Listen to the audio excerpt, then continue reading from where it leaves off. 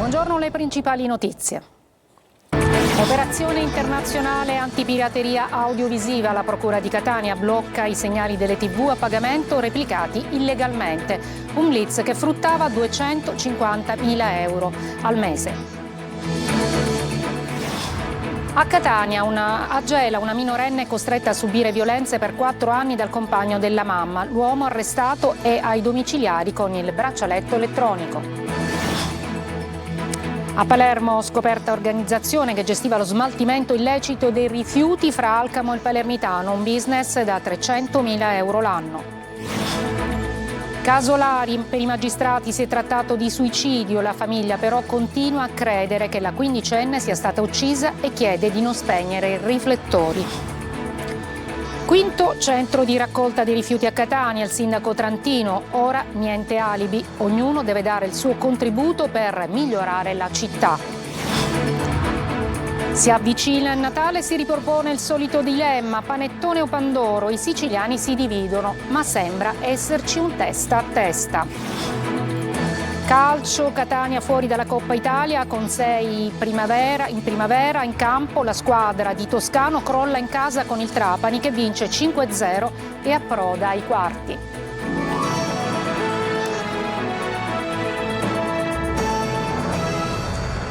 Buongiorno, eccoci dunque, operazione della Procura di Catania contro i segnali delle TV a pagamento replicati illegalmente, un'operazione internazionale che fruttava 250 milioni di euro al mese. Ci dice tutto Luca Ciliberti. Gli utenti abbonati con soli 10 euro al mese avevano accesso ai palinsesti e tutti i contenuti on demand di Sky, DAZN, Mediaset, Amazon Prime, Netflix, Paramount e Disney+. Un vero affare, non c'è che dire, questo è quello che avranno pensato almeno oltre 22 milioni di utenti finali in Italia, in Europa e in altri paesi extra UE. Tutto ovviamente nell'illegalità. Catania è riuscita a ricostruire l'organizzazione piramidale che gestiva questi 3 miliardi di euro annui di business illegale.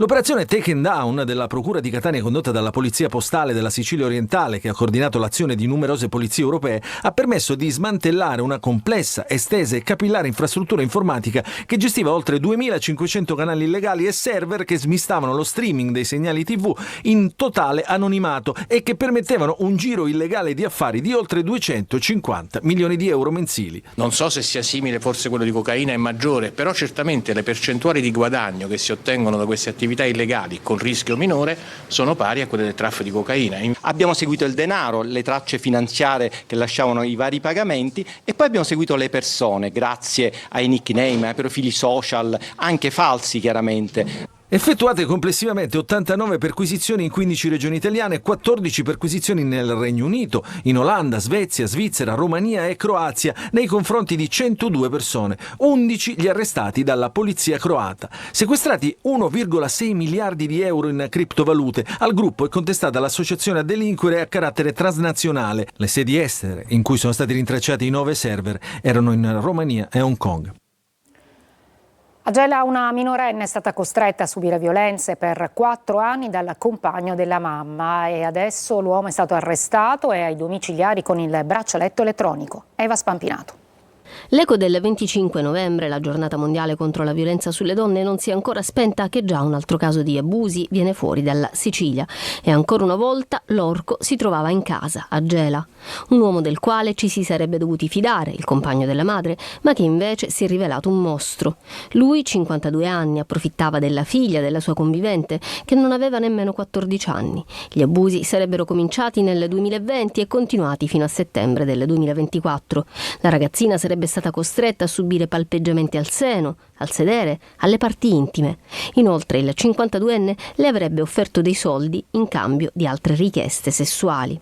La giovane è stata ascoltata in commissariato alla presenza di un esperto in psicologia dell'età evolutiva per ricostruire gli episodi di violenza confermati anche da altri testimoni. L'uomo adesso è agli arresti domiciliari con l'obbligo di braccialetto elettronico. Ancora una morte bianca, un operaio di 50 anni di Cammarata nell'Agrigentino è morto mentre lavorava su un pezzamento di terreno. Il trattore che l'uomo stava manovrando si è ribaltato schiacciandolo. Purtroppo per il cinquantenne non c'è stato nulla da fare.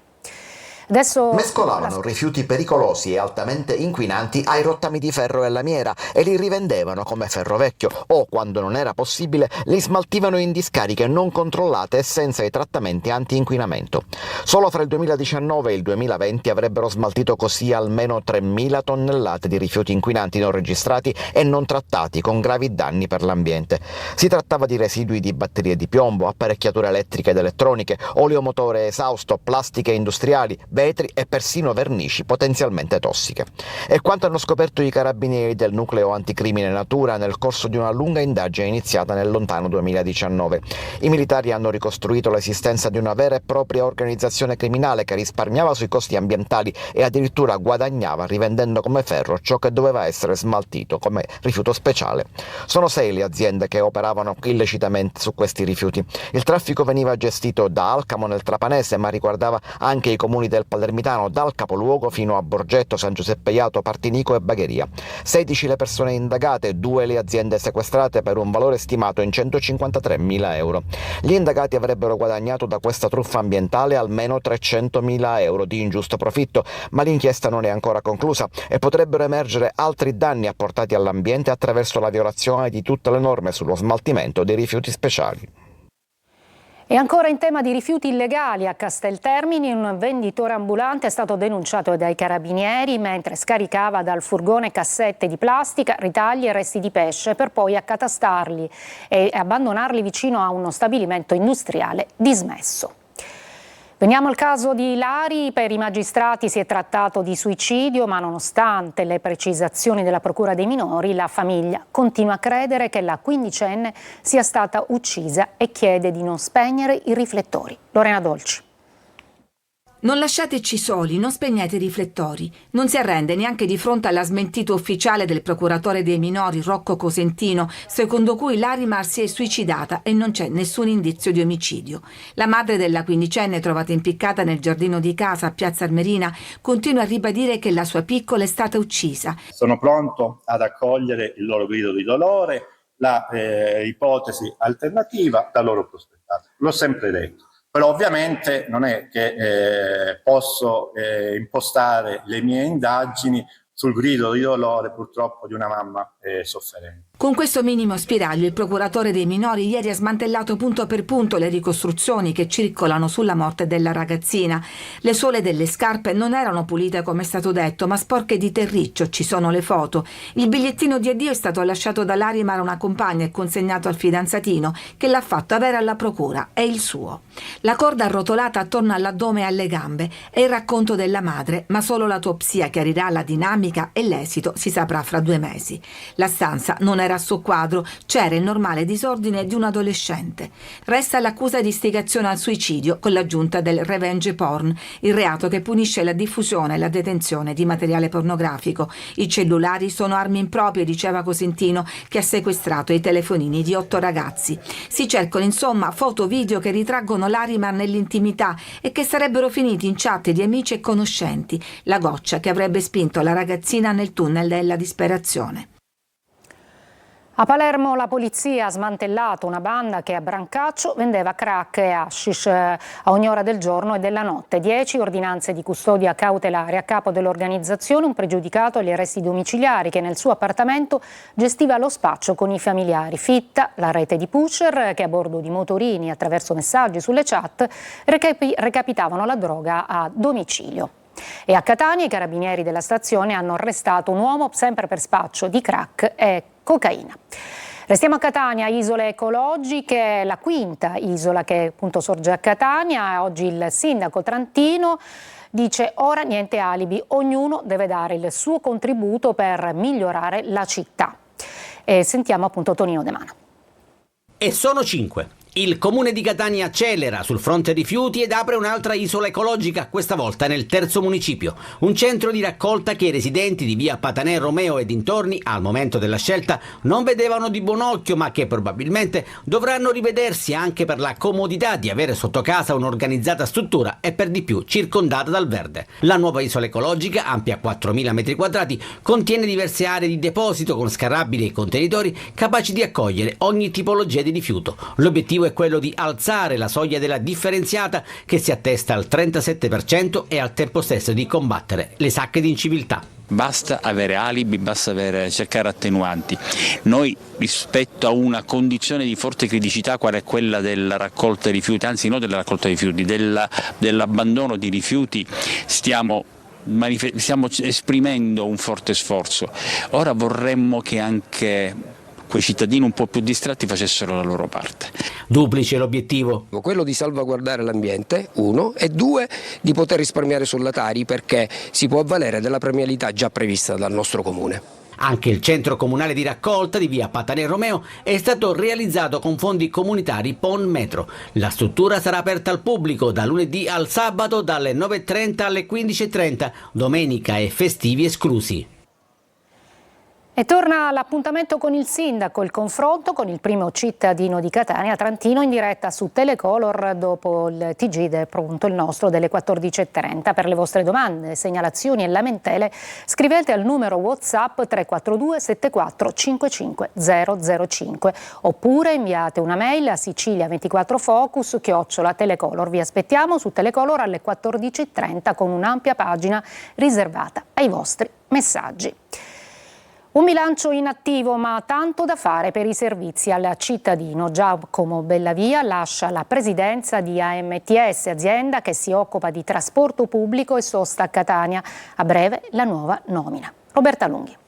Saluto con rammarico per Giacomo Bellavia, per ben 6 anni al timone di AMTS, l'azienda municipale trasporti e sosta partecipata del comune di Catania. Un fine mandato, il secondo, che parla di conti in ordine, di un bilancio inattivo, ma che sul fronte di ciò che conta per il cittadino lascia ancora tanto da fare in termini di tempi di attesa, numero di bus in circolazione sul territorio, miglioramento del servizio nelle periferie, dunque servizi complessivi di TPL, trasporto pubblico locale. Lo ammette Bellavia nel suo bilancio complessivo.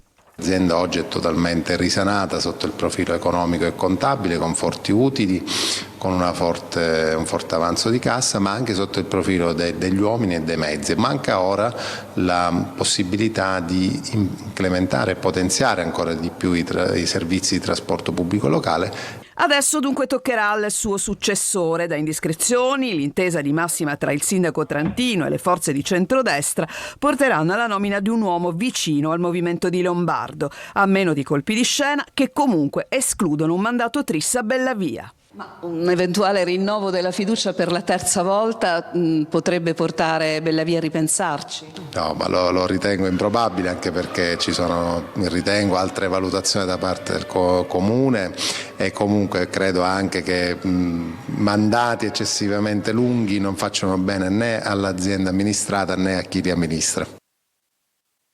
Oggi la protesta contro il piano rifiuti e i termovalorizzatori. Un sit-in a Palazzo d'Orléans. Legambiente in prima fila dice gli inceneritori non risolveranno l'emergenza. Marco Gullà. No agli inceneritori per lo smaltimento dei rifiuti annunciati dal governo regionale. Legambiente, associazioni ambientaliste, sindaci, cittadini e anche l'opposizione politica hanno manifestato a Palermo davanti Palazzo d'Orléans per dire no alla costruzione dei 2 termovalorizzatori. L'iter è ben avviato, anche se alcune delle associazioni presenti in piazza hanno presentato un ricorso alla presidenza del Consiglio dei Ministri. Ma questa è solamente una prima iniziativa, un presidio che abbiamo voluto fare davanti alla Presidenza della Regione, che ha recentemente approvato come commissario il piano regionale sui rifiuti urbani, ma questa appunto è una prima iniziativa che lancerà diverse iniziative di sensibilizzazione e informazione nei diversi comuni siciliani per gridare no agli inceneritori e alle mega discariche. Noi diciamo sì all'impiantistica di prossimità per la gestione dei rifiuti, che non è stata realizzata in 15 anni dai governi regionali che si sono succeduti. Il governo Schifani sta sprecando 800 milioni di euro su 2 mega impianti che non vedranno mai la luce. I siciliani spediscono i rifiuti all'estero e generiamo la Tari più alta d'Italia. non è stato approvato un rigo negli ultimi anni in ARSE per modificare l'aspetto normativo e garantire un costo della tariffa più bassa e un sistema dei rifiuti più efficiente. Presenti anche alcuni sindaci della provincia palermitana, per loro l'emergenza rifiuti può essere risolta in altro modo. E noi oggi, e lo dico non per vantarmi ma è una realtà, Petralia Soprana io l'ho presa ormai 12 anni fa con una raccolta differenziata del 16%, oggi ci avviciniamo all'80%. Abbiamo fatto delle politiche di sensibilizzazione delle comunità, dei cittadini, abbiamo fatto delle politiche anche di incentivo. Per i presenti al sit-in si tratta solamente di propaganda e poca concretezza. Palermo rischia di restare senza acqua a fine gennaio e crisi anche in altre zone della Sicilia. A Caltanissetta l'acqua arriva ogni 6 giorni. Le riserve negli invasi intanto raggiungono appena il 10% della capienza. Giro Italia. Se non arriveranno piogge significative, Palermo rischia di restare senza acqua entro la fine di gennaio. Secondo i dati dell'AMAP, nei 4 bacini principali, Rosamarina, Poma, Scanzano e Piana degli Albanesi, rimangono appena 18 milioni di metri cubi d'acqua, il 10% della capacità totale. È un calo drastico rispetto allo scorso anno, quando le riserve erano superiori al 70%. Per fronteggiare l'emergenza, la cabina di regia ha deciso di estendere il razionamento idrico. Da lunedì altri quartieri cittadini subiranno interruzioni, saranno 250.000 le persone coinvolte, il 40% della popolazione palermitana. Ogni settimana l'erogazione sarà sospesa per un giorno, con possibili disservizi fino a 24 ore e problemi di torbidità al ripristino. Ma la crisi purtroppo non si ferma a Palermo. Nel centro della Sicilia la situazione è critica. A Caltanissetta l'acqua arriva ogni 6 giorni. Il sindaco Walter Tesauro cerca soluzioni temporanee con nuovi pozzi e interventi di emergenza, ma il quadro rimane preoccupante. Nell'invaso dell'Ancipa, uno dei più colpiti, il volume d'acqua è crollato a meno di 1 milione di metri cubi contro una capacità di 30 milioni. A Troina, in provincia di Enna, l'acqua viene distribuita una volta a settimana, ma alcune zone rimangono senza acqua per intere giornate. Il sindaco Giachino ha scritto 2 volte alla regione per chiedere interventi, paventando anche uno sciopero della fame per attirare attenzione su una crisi che potrebbe sfociare in tensioni sociali. Con le riserve sempre più scarse e la stagione delle piogge in ritardo, la Sicilia si trova di fronte a un'emergenza strutturale. Servono interventi immediati per mitigare gli effetti della siccità e ripensare la gestione delle risorse idriche con investimenti che la regione ha già iniziato a finanziare. Una breve pausa e poi a Trapani, pensate, un sequestro di 1.700 litri di carburante rubato.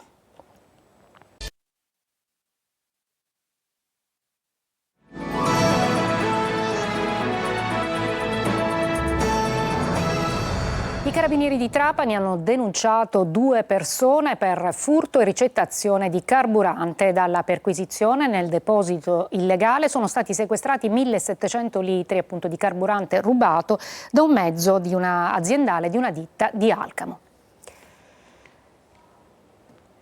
Cambiamo decisamente argomento. Natale è sempre più vicino e come ogni anno si ripresenta la regina delle sfide, panettone o pandoro. Siamo andati in giro per scoprire cosa ne pensano i siciliani, ma sembra esserci un testa a testa. Francesco Loi. Io l'avevo detto, se viene il pandoro non vengo io. È la sfida delle sfide, panettone o pandoro. Manca meno di un mese a Natale, più si avvicinano le feste, più diventa trend topic sui social. Panettone o pandoro? Quale dei due ha più calorie? Mediamente il pandoro. Lei è della squadra del pandoro o del panettone? Panettone classico. Pandoro. Lo preferisco. Panettone. È buono, però preferisco il pandoro, è più semplice. Ogni anno è sempre così. C'è chi si schiera con il partito del panettone, chi con quello del pandoro. Ma poi a tavola vale la par condicio. Ci sono entrambi. Lei sta acquistando le tovaglie per il Natale, ma sulla tavola cosa metterà, pandoro o panettone? Sicuramente intanto un po' di bontà. Poi magari quello sarà scelta perché c'è chi piace il pandoro, c'è chi piace il panettone. Supermercati e pasticcerie sono già pieni. Più i giorni passano, più si vendono. Dagli industriali agli artigianali, tutti hanno le loro varianti. Rigorosamente panettone, però 2.0, quindi magari il panettone farcito con le creme al pistacchio, quelle un po' più particolari. Preferisco quello artigianale che fanno ripieno col pistacchio, che a Catania sono specialisti su queste cose. Vedendo queste immagini non resta che mangiare poco adesso per poi abbuffarsi dopo. D'altronde, come si fa a resistere a tutto ciò? Ci fermiamo una breve pausa, poi il calcio con la disfatta del Catania in Coppa Italia contro il Trapani e invece il Palermo che si prepara al match con lo Spezia.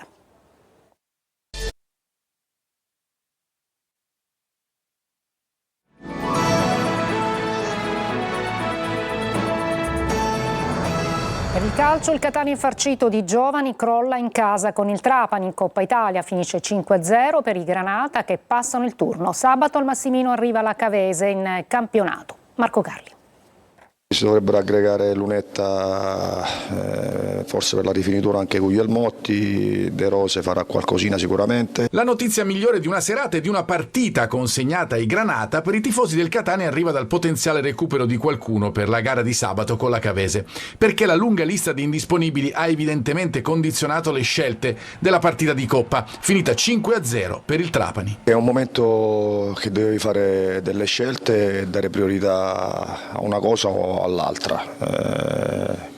Abbiamo deciso di comune accordo di prendere questa linea. E allora, come preannunciato dallo stesso tecnico, 6 baby in campo. La differenza di esperienza è lampante e le prestazioni di alcuni componenti della prima squadra, fatta eccezione per il positivo Quaini, non aiutano. Il Trapani va subito avanti con Carraro su punizione, colpisce un doppio palo con Gelli e poi ancora con Celiento, già in rete al Massimino in campionato, fa 2-0. In avvio di ripresa il tris di Karic che al volo batte Adamonis e chiude definitivamente una partita senza storia. Ho fatto rifiatare alcuni della rosa, ma avendo la possibilità di contare su una rosa di grande qualità e grande quantità ho allestito una formazione che potesse comunque farci fare una grande partita. Sono molto contento per giocatori che magari in questo momento hanno avuto meno spazio. Le reti di Spini di sinistro su altro regalo della difesa catanese e di Canutè allo scadere servono solo a rendere più rotondo il risultato per i trapanesi che passano il turno. Il Catania molla la Coppa vinta l'anno scorso e ora non può che concentrarsi sul campionato. E il Palermo lavora in vista del match di domenica contro lo Spezia, secondo in classifica. Il centrocampista Segre: dobbiamo rialzarci subito. Marco Gullà. Qualcosa non va, lo dicono i numeri, lo dicono i risultati, lo dicono le prestazioni. Il Palermo gira a vuoto, etichettato come candidato alla promozione diretta, in questo momento si trova a meno 13 dal primo posto e a meno 12 dal secondo, occupato dallo Spezia, che domenica sarà di scena al Barbera contro il rosanero. Serpeggia anche nervosismo in casa Palermo, lo testimonia anche il battibecco che il tecnico Dionisi ha avuto con un tifoso al triplice fischio del match pareggiato con la Sampdoria. E allora cosa occorre per rialzarsi? La ricetta prova a darla il centrocampista Jacopo Segre. Sicuramente si reagisce sul campo, lavorare, guardarsi tutti negli occhi, sia lavorare tecnicamente, tatticamente, dando sempre quella percentuale in più di determinazione, di voglia di vincere, di portare a casa il risultato la domenica, perché evidentemente quello che stiamo facendo finora nel bene e nel male non basta, e quindi bisogna dare tutti qualcosa in più. Dionisi dovrà trovare gol e punti. Per l'attaccante Matteo Brunori potrebbero essere le ultime apparizioni con la maglia rosanero. Il centravanti gioca poco, non segna ed è la terza scelta in avanti. A gennaio per lui potrebbe profilarsi la cessione. Alcuni club di Serie A alla finestra. È tutto, io mi fermo qui, la prossima edizione alle 19, adesso vi lascio l'appuntamento con il sindaco Trantino, oggi in studio con il direttore Michele Cucuzza subito dopo di noi.